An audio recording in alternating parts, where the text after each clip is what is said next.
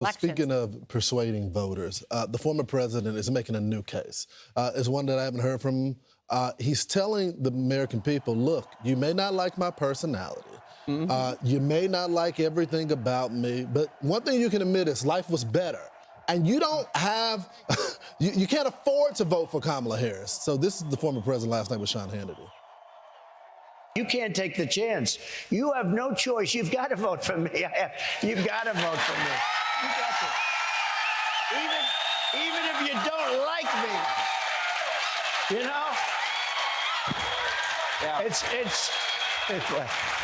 no, but even if you don't like me, you can sit there and say, I can't stand that guy, but there's no way I'm going to vote for her. No, you have to have fracking. You know, you're the biggest in the country for this. You have two of the biggest sites in the world. It's a massive business for Pennsylvania, and you can't take a chance. She will not allow fracking. It's still about the forgotten man and the forgotten woman. The people are being treated horribly in this country. We're a country that's being laughed at all over the world. And I'll be honest, if Joe Biden would be a great president, I would be happier than being the worst president in the history of our country, because I want to see what's good for the country. Wide-ranging. Yes. Oh, he covered a lot of territory. Obviously, he's also thinking about the debate, which is going to take place just in about a week. It's going to be on September the 10th. And Kamala Harris is heading to Pittsburgh to so-called debate camp where she's going to be hunkered down. It's going to be televised by ABC and then simulcast as well. And we had heard that she was trying to make sure that all the mics were open. Yes. Ultimately, they decided both sides the mics would be muted. So these are the ground rules, essentially. The microphones will be muted except when the candidate who's speaking is speaking, and immediately then it goes off. No live audience to cheer for either side. There will be a pen, paper, and a bottle of water at the lectern. You can't take notes.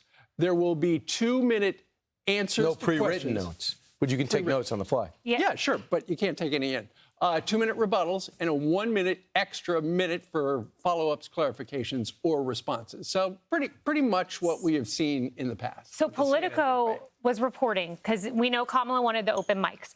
They are reporting that her debate team has been an upheaval because they haven't gotten that. Karen Dunn, who's in charge of debate prep, is being described as morose because she wants to have this Kavanaugh-like moment where she's prosecuting the case. She did it to Mike Pence. Let me speak. But there may be some nuance to the rules. Yes, I'm speaking. MJ Lee of CNN says this: there have been some assurances offered to the Harris campaign about how the network would handle any moments of significant crosstalk. So the mics are muted, but who's the muter? Who's doing the muting? Because that guy's got a lot of power if he is giving assurances about crosstalk. It could be a woman. Could be a woman. Oh, I guess I'm biased. Women can shut you down, too. They can. I would say a couple things. I remember last time that they did bring up the mic sometime in crosstalk. You'd hear a couple of words from the other candidate, and then the mic would go up. So there'll be that moment, I'm sure, of unscriptedness. The other thing was it's going to be, if we can put up those rules one more time, the ABC debate, where I think it's going to be key for the follow-ups. It's going to be the 2-minute rebuttal and extra clarification.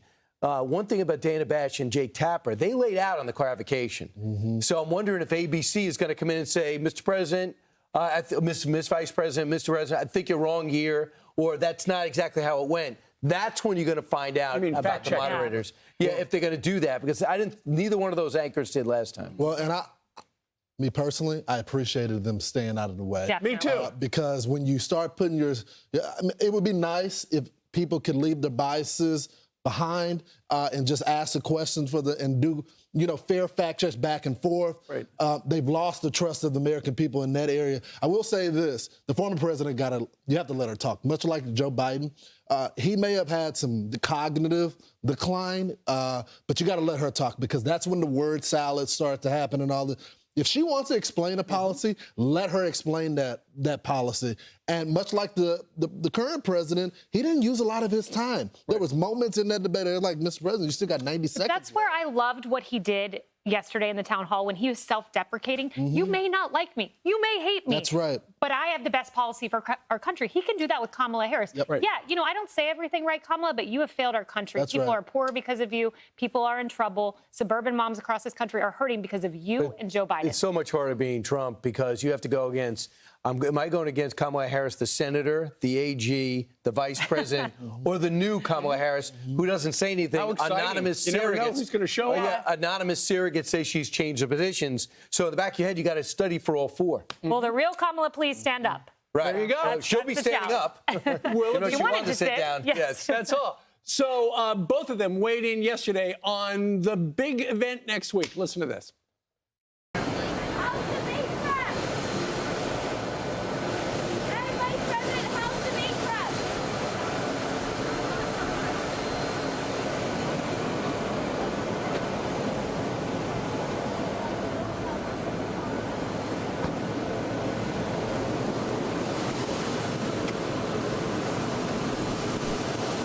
They wanted notes. They wanted to be seated, and they wanted your mic hot. They wanted a desk.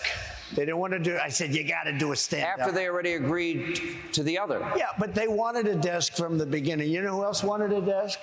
Sleepy Joe. He wanted it. Okay. Yeah. Sleepy Joe wanted a nap.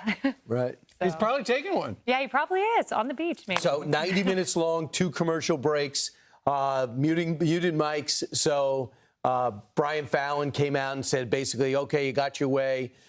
Trump can't be controlled. That indicates that. No, this was Joe Biden's idea. Yeah, this is no one even heard of these rules. These were the ridiculous rules that you guys presented, and Trump said, "I'll give you anything that you want. All I want to do is be able to stand for the debate." No so it's pretty unbelievable.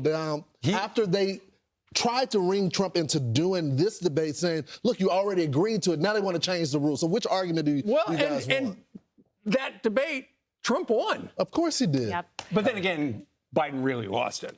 I'm Steve Ducey. I'm Brian Kilmeade. And I'm Ainsley Earhart. And click here to subscribe to the Fox News YouTube page to catch our hottest interviews and most compelling analysis.